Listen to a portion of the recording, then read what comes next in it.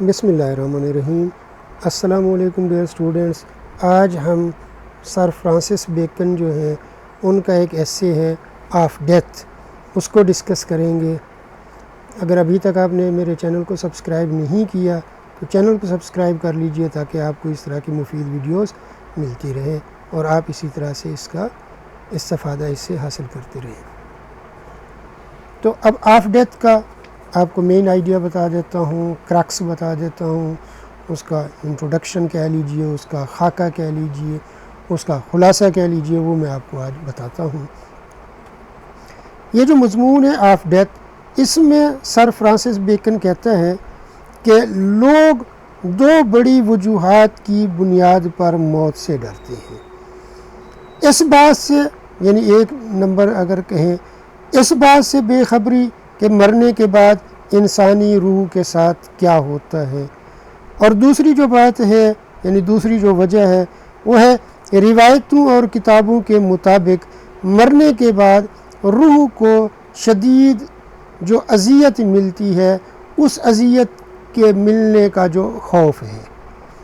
Bacon یہ مشاہدہ کر کے حیران رہ جاتا ہے کہ لوگ موت سے اس طرح ڈرتے ہیں جس طرح بچے جو ہوتے ہیں وہ اندھیرے سے ڈرتے ہیں۔ بچوں میں موت کا خوف اس وقت بڑھ جاتا ہے جب وہ اندھیرے میں واقع ہونے والی کہانیوں کے بارے میں سنتے رہتے ہیں، اور اسی طرح بڑی عمر کے لوگ بھی اگلے جہان کے بارے میں مشہور جو کہانیاں ہیں یا جو باتیں ہیں ان کو سن کر کیا رہتے ہیں جی، ڈرے ہوئے رہتے ہیں، سہمے ہوئے رہتے ہیں، خوف زدہ رہتی ہیں، اندیشے ان کو ہوتی ہیں۔ اپنی پر اسراریت کی وجہ سے اگر دیکھا جائے تو موت ایک خوفناک اور بھیانک چیز لگتی ہے۔ کسی کے مرنے پر سیاہ لباس پہننے، اس کے رشتہ داروں اور دوستوں کی آہ و بکا اور تجہیز تکفین کی جو رسمیں ہیں، موت کو اور بھی مزید خوفناک بنا دیتی ہیں۔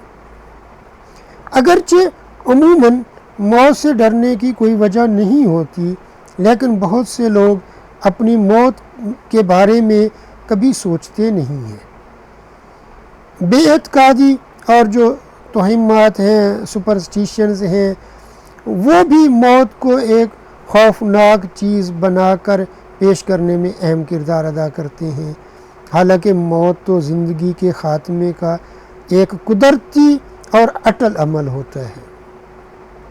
سر فرانسس بیکن مزید کہتے ہیں کہ جب کسی انسان میں انتقام، محبت، عزت، شدید غم یا شہادت کا جذبہ موجود ہوتا ہے تو وہ موت کو اپنا دشمن نہیں سمجھتا، اور نہ ہی وہ اس سے خوفزدہ ہوتا ہے، اس سے نہ ہی وہ ڈرتا ہے۔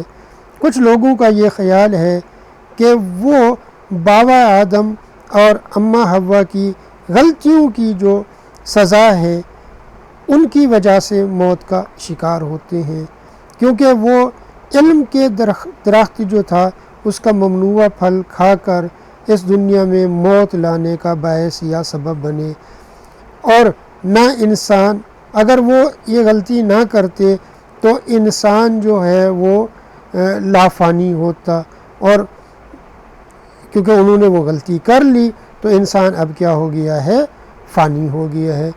یہی بات ملٹن جو ہے اپنی کتاب پیراڈائز لاسٹ میں بھی تحریر کرتا ہے کہ حضرت آدم و حوا کے گناہ کی وجہ سے انسان کو موت کا سامنا کرنا پڑا۔ آخر میں بیکن کہتا ہے کہ مرنے کا عمل اتنا ہی قدرتی ہے جتنا کہ پیدا ہونے کا عمل، اس لیے موت سے پھر ڈرنا کیسا، جب یہ ایک ہے ہی نیچرل انسٹنکٹ۔ جیسے آپ دنیا میں آئے تو وہ آپ کا آنا جو ہے وہ ایک قدرتی عمل تھا، اسی طرح آپ کا جانا بھی کیا ہے، ایک قدرتی عمل ہے، تو پھر موت سے ڈرنا کیسا۔ موت تو بہت سے لوگوں کی قدر و قیمت بڑھا دیتی ہے، ان کی قدر و منزلت میں موت کے بعد اضافہ ہو جاتا ہے۔ ایک اچھے انسان کی تعریف اس کی زندگی میں اتنی نہیں ہوتی جتنی کہ اس کے مرنے کے بعد اس کی تعریف ہوتی ہے، ستائش ہوتی ہے۔ امید ہے آپ کو آج کا لیکچر پسند آیا ہوگا۔ اپنے فیڈ بیک سے نوازیے گا، لائک کیجئے، کمنٹ کیجئے، اپنے دوست احباب سے شیئر کیجئے تاکہ وہ بھی اس سے فائدہ اٹھا سکیں۔ اگر ابھی تک چینل کو سبسکرائب نہیں کیا تو چینل کو سبسکرائب کر لیجئے تاکہ آپ کو مزید مفید ویڈیوز ملتی رہیں۔ اللہ پاک آپ کو امتحان میں کامیابی سے ہمکنار فرمائے۔ اللہ حافظ۔